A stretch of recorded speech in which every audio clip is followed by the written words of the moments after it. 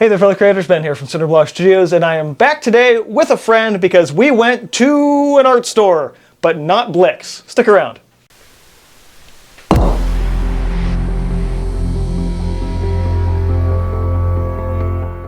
So this was my first time going to Artists and Craftsman Supply in Squirrel Hill, neighborhood of Pittsburgh, and it was pretty nuts. You have been trying to tell me for years to go there, and yeah, we should have went years ago. So my friend again. My name's Tiffany. I run VeildedStudio over on Instagram if you'd like to check me out. I love bright colors, fantasy, landscapes, people, the whole nine. Really would be happy if you gave me a look. And today we're going to talk about what stuff we bought. Because it's art haul! It's an art haul. We haven't done one of these in ages together, so yeah.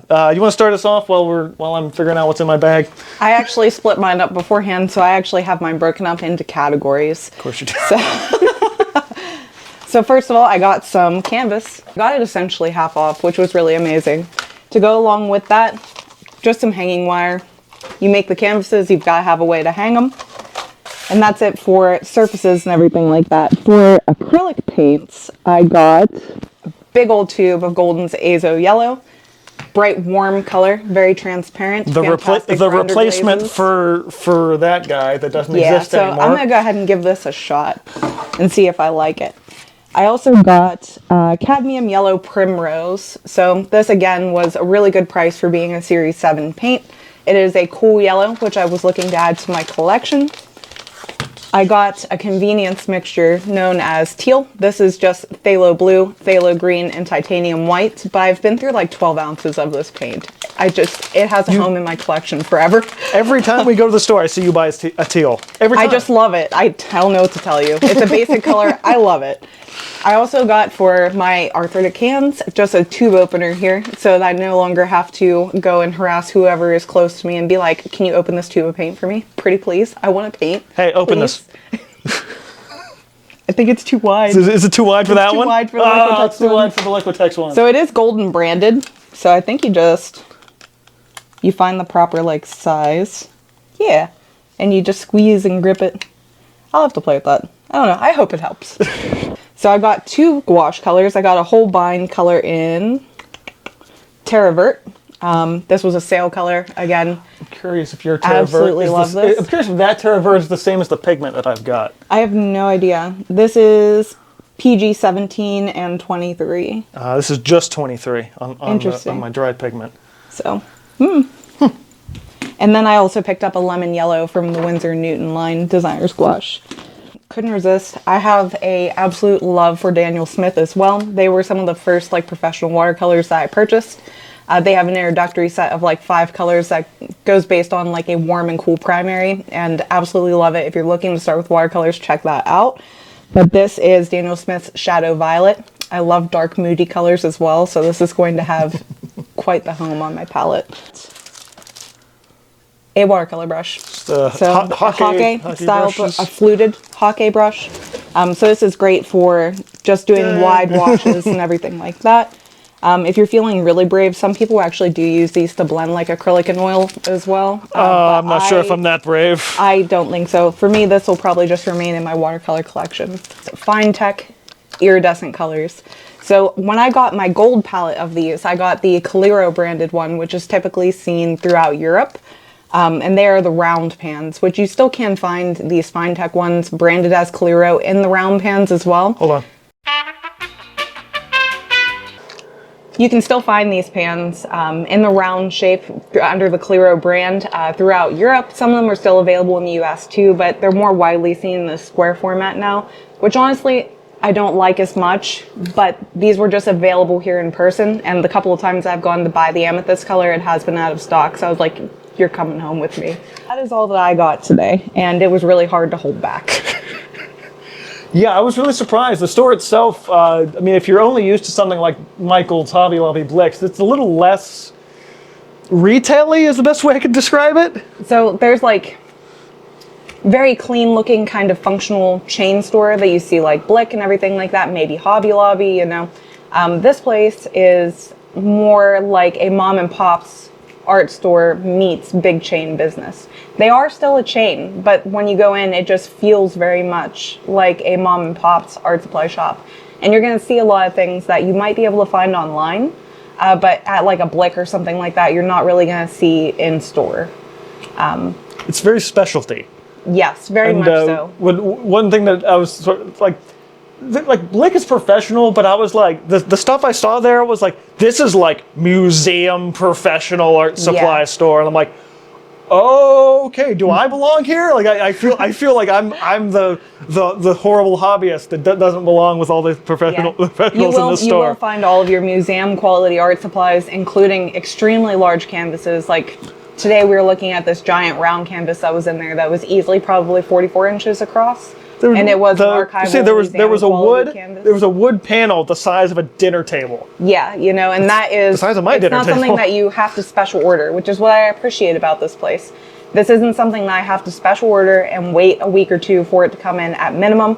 I'm not going to have to pay overpriced shipping. I just have to have a vehicle large enough to haul it. Yeah, I tried to keep myself on a little bit of a budget as well-ish.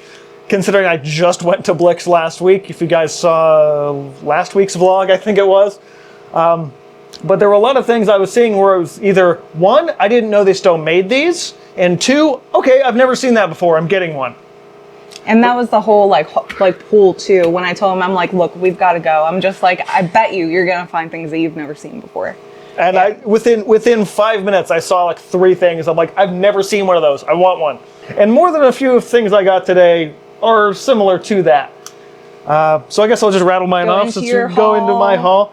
I'll go with the big thing that's on the middle of the table. I thought this was really funny that he used a blank receipt as the wrap for this. But it worked. It worked great. He's like, oh, I'm going to put a wrap on this. Like, blank receipt and then taped it. It's like, hey, that's fine. So I didn't even know this stuff existed until about a year ago, which I'm ashamed to say. Ooh, is that your sanded paper? This is sanded pastel paper, so it's basically large sandpaper. But archival quality. Archival, tinted for use. So I got this sort of brick red one and this maroon. There was like a 12-pack, or no, it's a 9x12 pack of sanded pastel paper, but it was like $40. And I was like, that is too much money. And I don't really know, don't know if I'm going to like this, because I did find that using pastels on hardware store sandpaper was pretty good. And these were, there was a lot of stuff that said overstock. So I guess they are running their summertime overstock sale right now. So essentially products that they have just a little bit too much of, there is pretty fantastic discounts up. I saw some things as low as 50% off. Is everything you bought say overstock? Almost everything. I saw the sale and was like, I must obey the sale. I must purchase the sale. The sale is for me. We don't abandon the sale. So with the sale, I got each of these sheets for $8.09 a piece, which it is typically quite pricey. For the size of these and the fact that I can cut them down, it's a lot more reasonable than that $40 pack of especially whatever. When you're just trying it out. Yeah, for sure. So what I liked about the store too is there was really it's like three stores in one, at least in terms of both space and everything else. The front, it was started out with like craft supplies, and there was a whole big section of papers, which is mostly where I was drawn. The second section was all like drawing supplies. In the back, it was like paints, and then actually 4 sections because the canvas is further back. Oh my God, that store was so cool. So I'll start with paper since that's what I was drawn to. I'm in the process of eventually getting to a watercolor paper roundup review. So all 140-pound cold press across different brands. This started with some papers that you gave me like 10 years ago that's been sitting, and now that I'm thinking about it, here. So I trimmed a bunch of these down. I still probably it was the arches that got yellow. The arches actually yellowed. Which is interesting. This one's not super bright anymore either, but that's just kind of expected. You gave me the B is holding up great. The original B brand before they had to bring it back, and I added some of my cheaper cans into that as well. Heck yeah. And since I'm with all these other brands, one of the other ones that I've seen before, but not in a small enough, more manageable tester size, is Fluid brand, which I really like Fluid. So it feels, as far as cold press go, it feels really nice. Yeah. So I love the hot definitely press interested. actually for gouache, and I'm usually a cold press girly. So the fact that I actually really like their hot press for gouache is kind of weird. Yeah. So and then the loop around. I was like, I'm gonna go back and see if I grab anything else. So I was looking. They had a lot more of the Legion papers that. Like Blick has some, but not as many. And the one I was looking at was this Lennox 100% cotton paper. Which I think is a printmaking paper. Really? But you could Ideal for graphite, pastel, charcoal. You could do whatever. technically whatever you wanted with it. I definitely want to try it for watercolors for sure. It might not be sized though, so that should be interesting. All I know is I felt it in a bigger pad, and I was like, this is awesome. But there was one pad of it, and it was a little above my price range today. But I'm like, oh, wait a minute. I bet they have the little ones. I'm like, get some little ones. Try it before you commit. And since I was there, my Durlar plastic film was almost out. I'm down to like maybe 5 or 6 sheets, and it's one of those ones where I'm like, the price was good enough that I'm like, yeah, I'm gonna restock this while I'm here. Yeah, as with any other art supply shop and everything like that, there are some things at Artists and Craftsman Supply that are priced lower than what you'll find at Blick, and vice versa. There are some things that are priced just a little bit higher than what you'll find at Blick. They do have separate rewards programs. I know that Blick, at least here in Pittsburgh now, they do match like their online prices if you're a rewards member. And then here at Artist Craftsman Supply, they have like a money back reward system. For like every $20 you spend, you get $1 back in credits to spend on a future purchase. So something different for everybody depending on what you prefer. Yeah, it's. I would say a dollar per 20 is not huge, but But it I would adds say if you adds up, and especially if you're going like on a big trip, a big restock trip. Normally, if I go on a big restock trip, and actually this was just a dumb little trip, and I spent $100, so it's like over the course of time, it's like, yeah, that, extra $5 or $6 off if you have to go back. It's like do the big trip. For me, it was just a little treat because from my last couple of visits, I had $7 in credits. So they were just like, "You've got $7 in rewards. Would you like to use those today?" I'm like, "Yes, I would." That pays for a tube of gouache I bought. So it was like getting it for free. My thought to it is, it's like if you have a big trip where you rack up a lot of the extra stuff, then when you have a smaller trip, it makes it more manageable because it's like, hey, I only spent $20, but I've got $7 off. So it's like, Yep. Well, there you go. They also have a lot of really interesting smaller supplies. Like there were clear, crystal clear seal bags and chipboard for like backing prints. So if you do sell like prints and stuff at local shows or anything like that, or if you're making made to orders for an online shop and you are like 1 or 2 sleeves short, it's really nice to not have to wait for that shipping time from like a website or an online place. You can just go and pick up the 1 or 2 sleeves that you need, back them properly, and then be able to ship them without damage. So that's really, I really appreciate it. I wish I had known about that last time I got my batch of prints, because I was doing a bunch of them for a show, and in my brain, my brain said, oh, I got 12 by 12, all these new 12 by 12 prints. They'll fit in 9 by 12 bags. Not because my brain just didn't. And then when I got them, I got the bags out, and I was like, I'm an idiot. Because I'm thinking, my brain's thinking 9 by 9 rather than 12 by 12. So Artists and Craftsman Supply got you. That's what I mean. Like, if all I needed was a handful of them, which that's all I really needed, it would have been really useful. But instead I paid out the ass shipping for like overnight. I mean, will you use them? Yeah, of yeah. course, but it was one of the things where it's like, I'm like, the show's in 4 days. I need these here tomorrow. Like, yeah. But that aside, that was really, really a great thing to see there.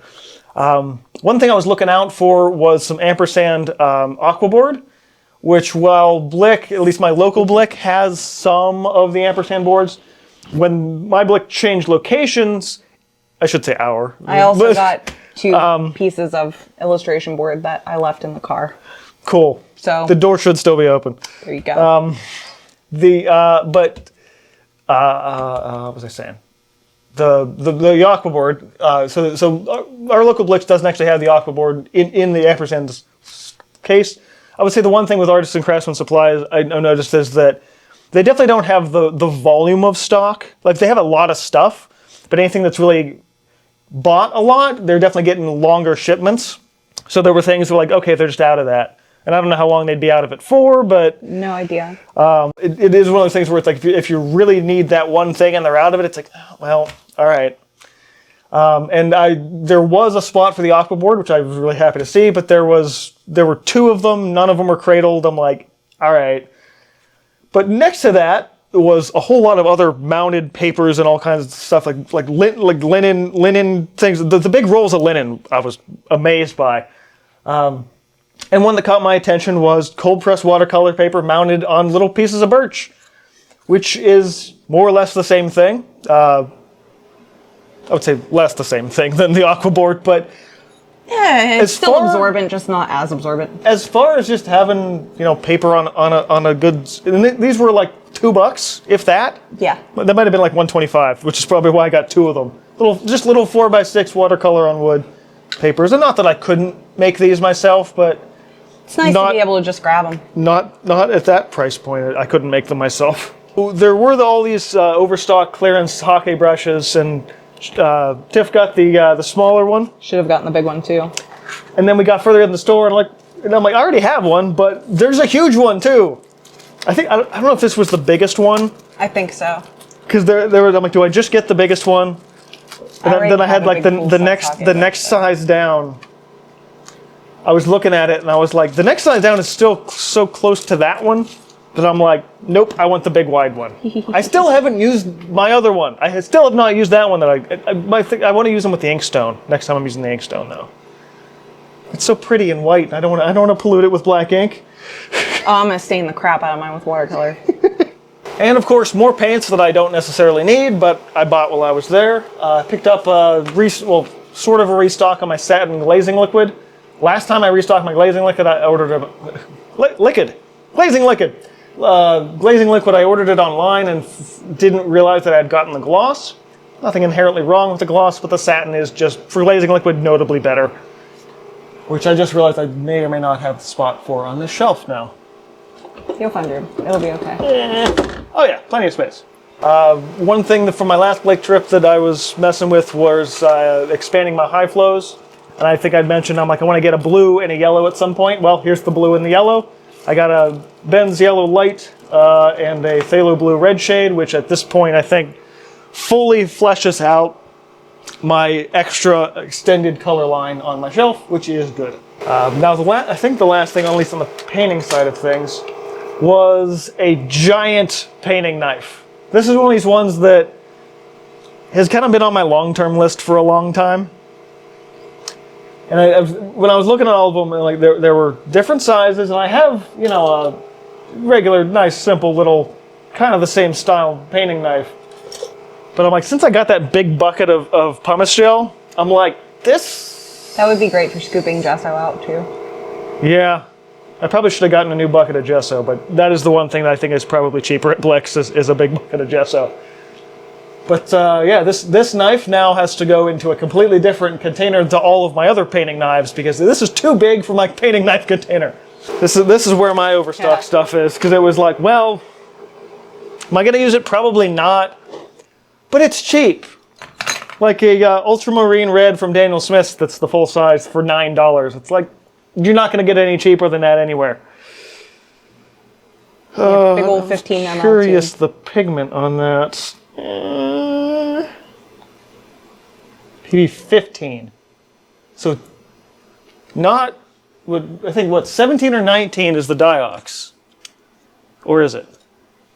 No, it's 23. What am I thinking of? Oh, 19 is the Quinn reds and stuff. And yes. Pinks. So in that section, oh look, there's actually a spot for it, sort of, on my shelf. PV19 is just very diverse. And then 2B graphite stick, because it was 71 cents. Can't go wrong. Do I need any more graphite? Sketching. No. Can't go wrong. But yeah, I might already have a 2B one. I'll have a 6B one. Hey, good. It's not a duplicate. 2B on the shelf. This I'm going to save because I want to ask you something. Okay. I was happy to see open stock dip pen things. And if you guys recall from the vlog last week, I got like 4 of them, but they're the smaller ones. Okay. They're the smaller ones, and I have way more nibs that fit the bigger ones than fit the smaller ones. And when I go to Blix, all they have is you have to buy the thing and then all the nibs for it. And I have 2 drawers full of nibs that I got from my late friend. So when I saw, I'm like, do they have big ones? They do have big ones. I'm getting a couple. So I have these 2, but I am now happy to have an additional 2 for more interesting sizes and shapes. Not that I'm using my dip pen super often, but having to sit there and change them out as you're working sucks. And the last one is just a simple 4H pencil. Again, do I need more pencils? No! In 50 years, that's going to be a really cool pencil. What, this one? Why? Just because it'll be an old pencil. Oh, that's why I have some of the pencils that I do. So I wanted to ask you about this because it's the only one that looked close enough to one that I have, but also one that I have never seen another one ever again. And it was the old Koh-i-Noor pencils, which I don't think they make anymore. So they do. Koh-i-Noor is actually really well known for their graphite products. It might just be more of a where not to find often it seen in the States kind of deal. So, and this is the one from Tombow, their mono line. I'm like, this looks really, really close to that. So I was looking at it, and I'm like, did they? First, I thought it was the Koh-i-Noor ones, and I was like, did they just change the name or something? I don't know. But I did want to ask, because it is one of those ones Tombow where... is a separate company. I do like Tombow products quite a lot. They're really well known for their erasers. They make portable glues. I have a couple of those that I rather like. Because it's the same... I have tape on mine, but you can see it's the same, almost identical to the same... Yeah. Like black with the white indicator. Yeah, I've had this probably for like 15 years, and I love them, but... Hopefully you like the Tombow one as well. I actually yeah. have this exact same pencil, and I do like it. So. I am curious how it's going to compare, and if it does compare well enough, not that I would say I would replace the Koh-i-Noors, but if I can get these a lot more readily available, then I'm gonna. So yeah, that's my I didn't need any more art supplies pack, but I got art supplies. I also did not need any more art supplies, but I went and I bought art supplies. So I hope you guys enjoyed this little quick demo. Here's the stuff we bought. I know some of you probably would be looking for more like, what does this exactly do on the palette or canvas or whatever it happens to be.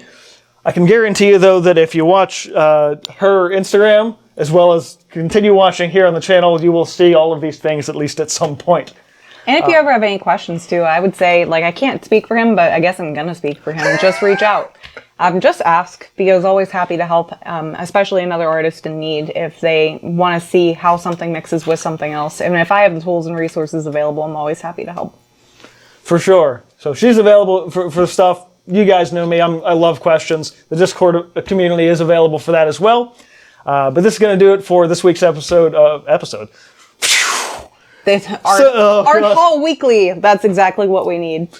See, now I'm thinking about Twitch and then that whole spiel. Thanks, guys, for watching. And this has been... This is VeildedStudio, Tiffany. Reminding you to keep on creating, and I will see you guys next time.